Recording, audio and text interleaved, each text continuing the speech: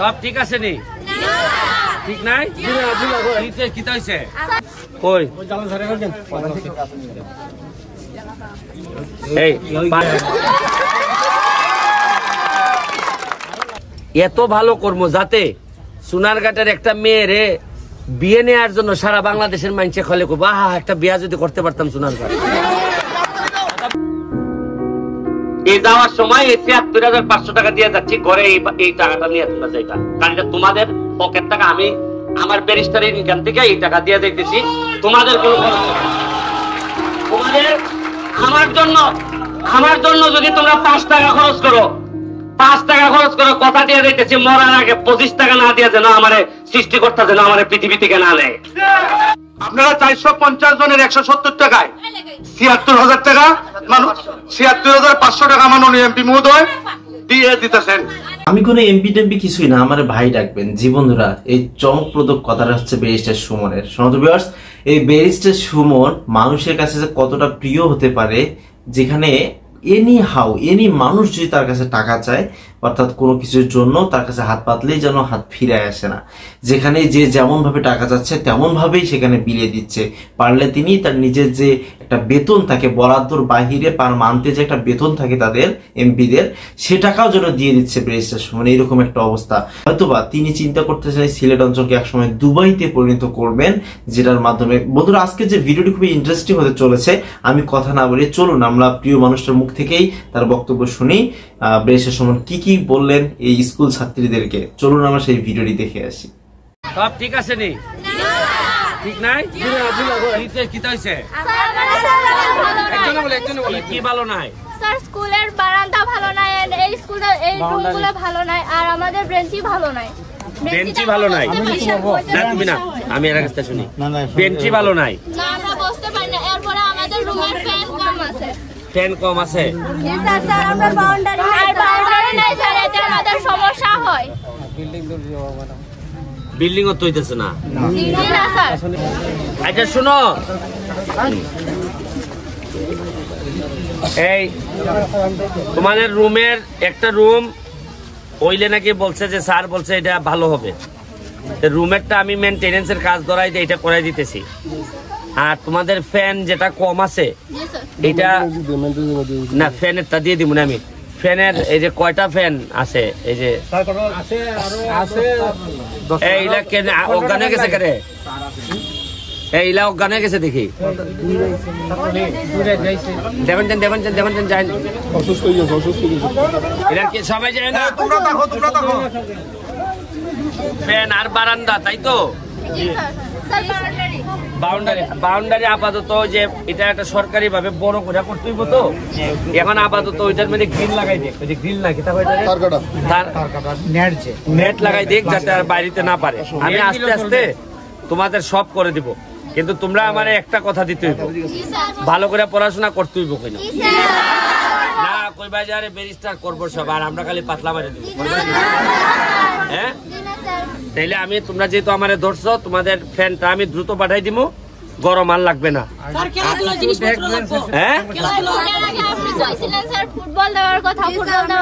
আচ্ছা ঠিক আছে, তাহলে একটা কাজ করো, আমি এই ছেলে মেয়েদের জন্য ক্রিকেট বল, ফুটবল, ভলিবল এগুলোর জন্য আমি এখন ৫,০০০ টাকা দিয়ে যেতেছি, তোমরা কিনে নিবা, ঠিক আছে?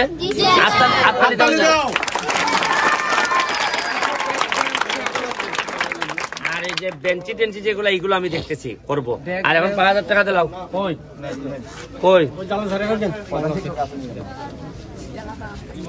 এই ৫,০০০ টাকা দিয়ে এখনই বল আনবে, ক্রিকেট বল আনবে, ভলিবল আনবে, এগুলা তো ওই জীবিকা ২-২,৫০০ টাকা। আর বাকিটা মিষ্টি খাওয়াইলি ভাইনি? মিষ্টি খাওয়ার তো আরো টাকা লাগবো, আরো ২,০০০ টাকা দিলাও।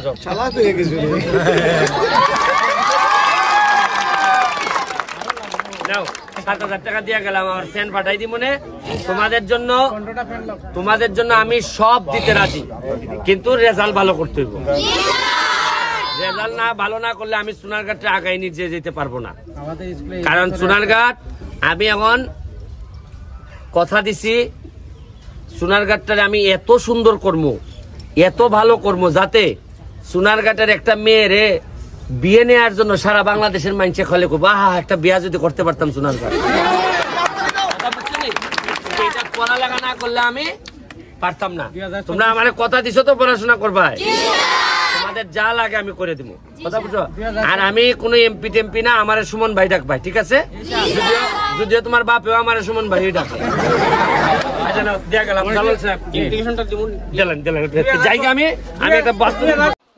আজকে আপনারা কতজন আজকে আপনারা কাজে যান নাই আমারে বলেন তো,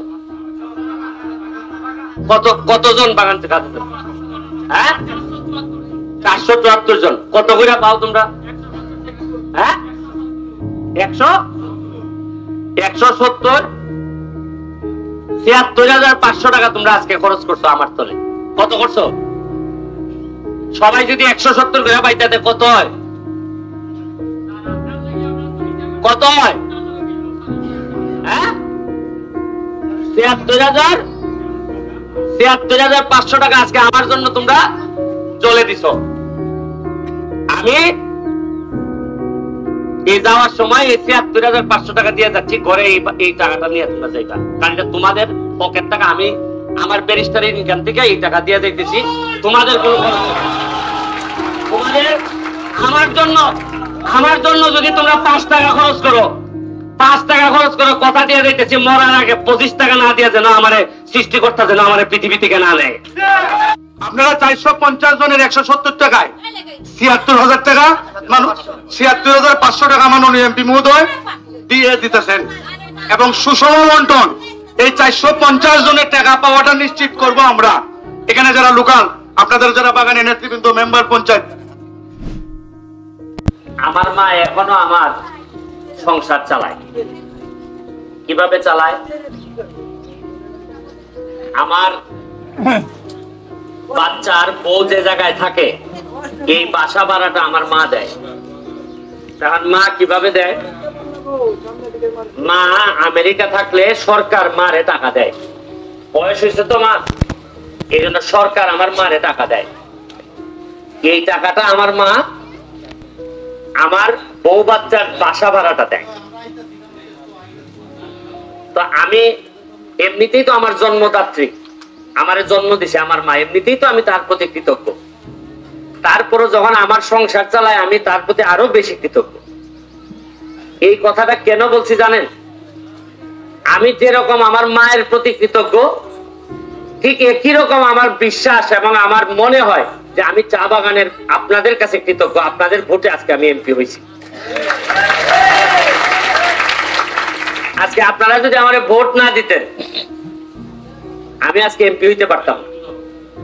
আমার উপর দিয়ে অনেক তুফান ঝড় গেছে, সারা বাংলাদেশের বিভিন্ন ক্ষমতাবান লোকরা আমার বিরুদ্ধে তুফান নিছে, কিন্তু একমাত্র আপনাদের এই আশীর্বাদে আমার মায়ের বয়সী, আমার বোনের বয়সী, আমার বাচ্চার বয়সী বাচ্চারা সুমন ভাই করে ডাকছে, ডাককে আমারে আজকে পাশ করাই দিয়েছেন আপনারা।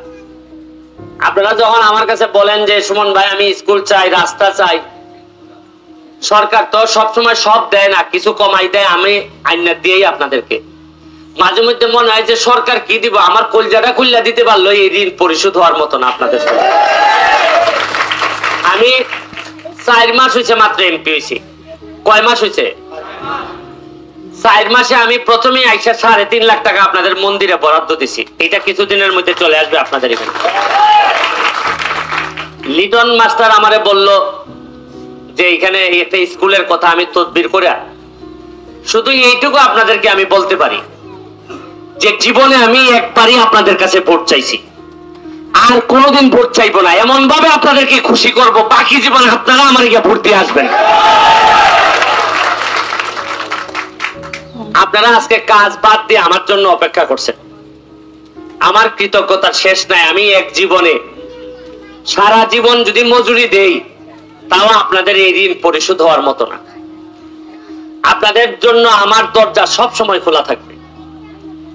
আমি যা ঢাকা থেকে পাই প্রথমে আমার মাথায় চিন্তা আসে যে আমার 24টা চা বাগানের মানুষকে আমি কিভাবে আগে সুখে রাখবো। আপনারা জানবেন না, আপনাদের যারা গার্ডিয়ান আছে তাদেরকে জিজ্ঞেস করেন, বা চা বাগানের বাবুদেরকে জিজ্ঞেস করেন যে এই যে ব্যারিস্টার সুমন এমপি হইছে, এরপরে আমাদের জন্য কিতা করছে। আমি এমপি হইয়া প্রথম যেদিন সংসদে গেছি, যেদিন শেখ হাসিনার সামনে পাইছি, এইভাবে শেখ হাসিনা আমার সামনে বসা, প্রথম দিনে আমি বক্তব্য দিয়া কইছি যে মাননীয় প্রধানমন্ত্রী, চায়ের দাম যদি ঠিক মতো চায়ের মালিকরা না পায় তাহলে শ্রমিকদের বেতন দিতে পারে না। মাননীয় প্রধানমন্ত্রী, আপনি ওই চায়ের দাম বাড়ান, নাইলে বেতন বাড়ান, নাইলে আমার এলাকার চা বাগানের শ্রমিকরাদেরকে আমি বাঁচাইতে পারবো না। আর যে এলাকায় আমার শ্রমিক বাঁচবে না, এই এলাকায় আমার এমপির কোনো দরকার নাই। মাননীয় প্রধানমন্ত্রী,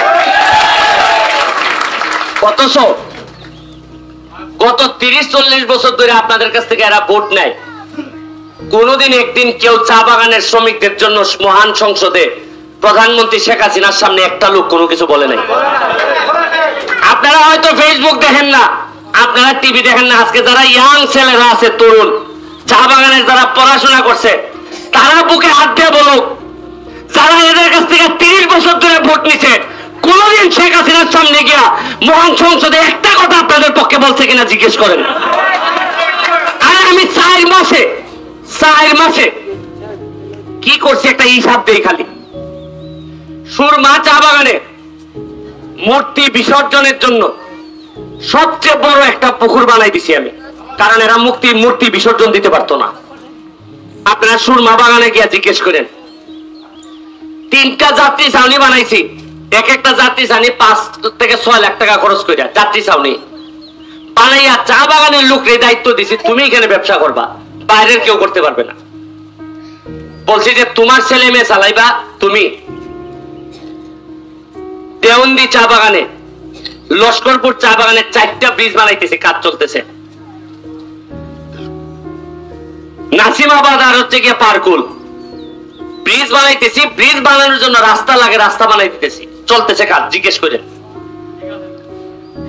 আসেন জগদীশপুর চা বাগান, 3টার মতো ব্রিজ বানাইতেছি।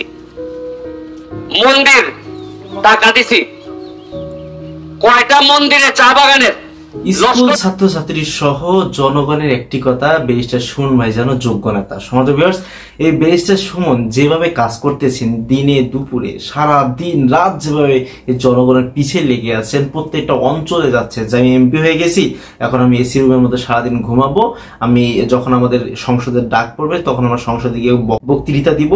এটাই যেন ব্যারিস্টার সুমন নয়। ব্যারিস্টার সুমন রেগুলারলি মানুষের কাছে যাচ্ছেন, মানুষের সমস্যা বোঝার চেষ্টা করতেছেন, সেখানে সমাধানও দিয়ে আসতেছেন। সমাদর ভিউয়ার্স, এই ব্যারিস্টার সুমনকে যদি আপনারা ভালোবেসে থাকেন, অবশ্যই চ্যানেলটিকে লাইক করেন এবং সাবস্ক্রাইব করবেন। নতুন হলে আজকের ভিডিও পর্যন্তই। আল্লাহ হাফেজ।